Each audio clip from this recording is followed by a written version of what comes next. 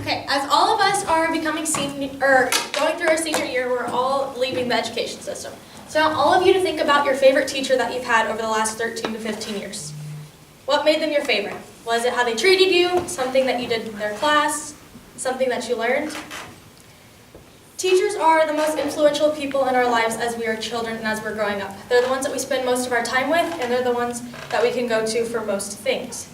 Even though we are leaving the education system and almost in 4 years or so, or going to college and things like that, it's still important for us to know what's going on in it. In 10 to 15 years, we'll be having kids of our own go through the education system, and each day when we drop them off at school, we're going to want to know that they're in the best hands as possible. I'm going to show you the problem, the cause, and the solution to keep teachers happy and to protect the education system. Okay, the problem. The problem is that teachers aren't being paid enough, and therefore their salaries are putting them on the borderline of poverty. In the article, Sick of Low Pay, More Teachers Prepare to Fight, published in 2018, my point was proven when they talk about the Oklahoma teachers going on strike. Oklahoma teachers are among the lowest paid in the job field, and they are definitely fighting back for it. Many of them are having to get second jobs. They put a deadline for April 1st for a pay raise for $10,000 over 3 years, and then also to put $200 million back into public schools. If this isn't passed, then there's going to be lots of teachers walking out and not coming until something's changed.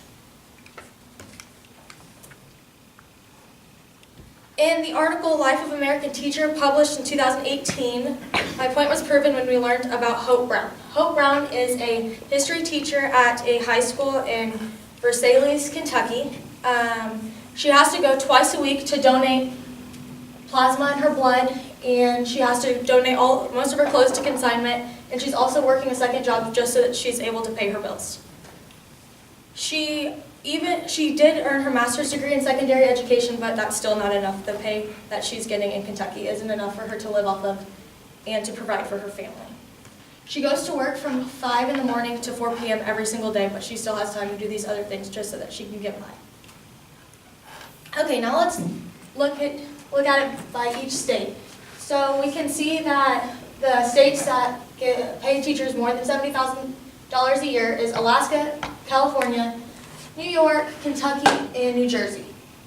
Kansas, as you can see, is right in the middle almost with $50,200, and Oklahoma is the 49th lowest paying state with $40,530.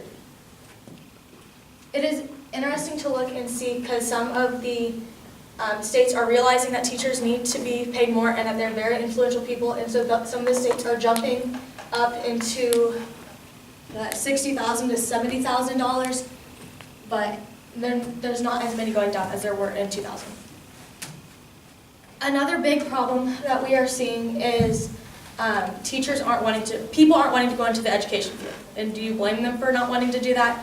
Teachers get paid the least, and they have stress from not being paid enough, and they have to go home and provide for their families, and there's just not enough time. And so if you could choose, would you want to go into a job field where you're stressed and you don't know if you're going to get by and things like that? Okay, now let's look at these pictures up here. We have a picture of lawyers, a doctor, and an engineer.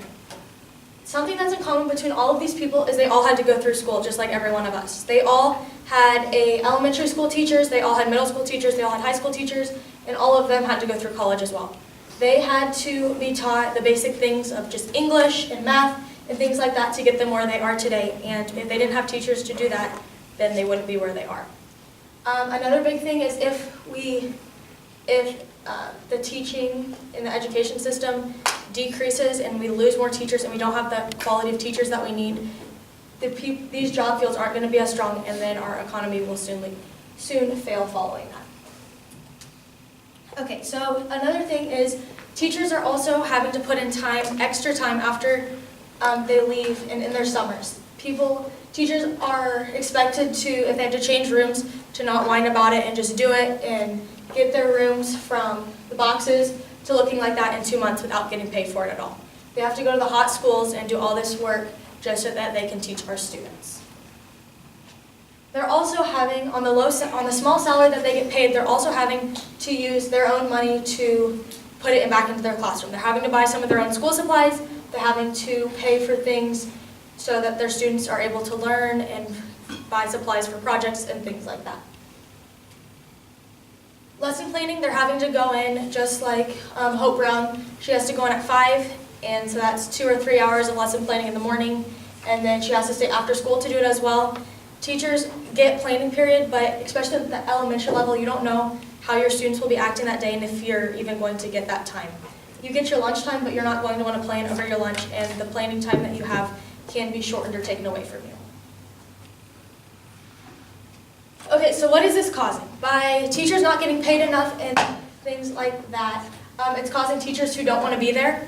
It's causing teachers who are in a bad mood and can yell at their students because of stress. And then it's also causing teachers to teach right from a book, or people who have no experience coming in to teach. At our high school, we've seen that. We've seen a few teachers come in and they have never taught in their life, but they're expected to come in here and be a great teacher, and we've seen that not work out so well. So we need to be able to pay the quality teachers more so that they stay and that they want to stay in our school district. Like I said, it can cause a lot of stress on the teachers if you aren't able to, if you have to spend all this time at school and you're not getting paid for most of it, but then you have to go home and pay your bills and worry about if you're going to be able to pay your bills. If you have to worry about getting a second job and then spending that extra time in the evenings working for that, and then also providing for your families. Most teachers have families, and so it's important to them too to spend time with their kids, to be able to put a meal on the table, and to spend time with their husband and do fun things, and sometimes that's not going to happen if they're on the borderline of poverty. And then it's also causing teachers to want to leave the profession entirely. If it keeps going down like this, you're going to see more and more teachers jump ship and try and find different social jobs like social workers and counselors and things like that that pay a lot better and they don't have to deal with all the stress that goes with it.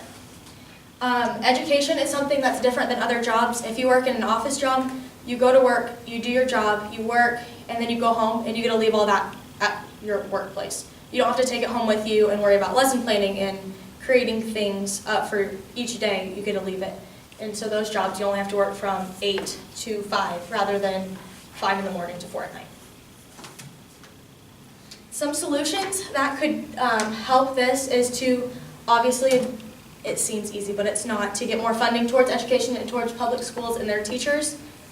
This would help solve the solution because if you get more money, the teachers get more money, they're obviously going to be happier.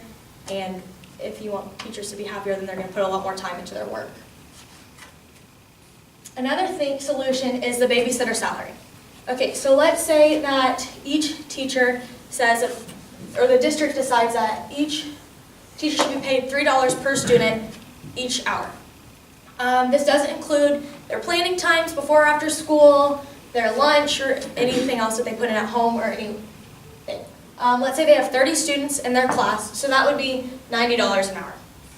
And then we're going to take that to the day that you're there 7 hours, and that's $585 a day that a teacher would make.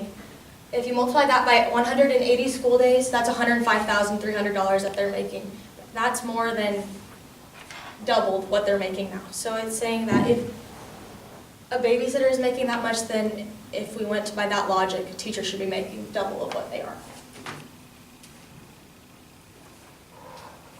Today I have shared with you the problem, the cause, and the solution about what is happening to the lack of funding that is going to our teachers and into our schools. Thank your teachers for everything that they do because they spend a lot more time working than you think, and they do a lot of things behind the scenes, and they're probably not getting paid for all the work that they're putting in. We can't have great doctors, great lawyers, and great engineers without teachers who get them there. Thank you.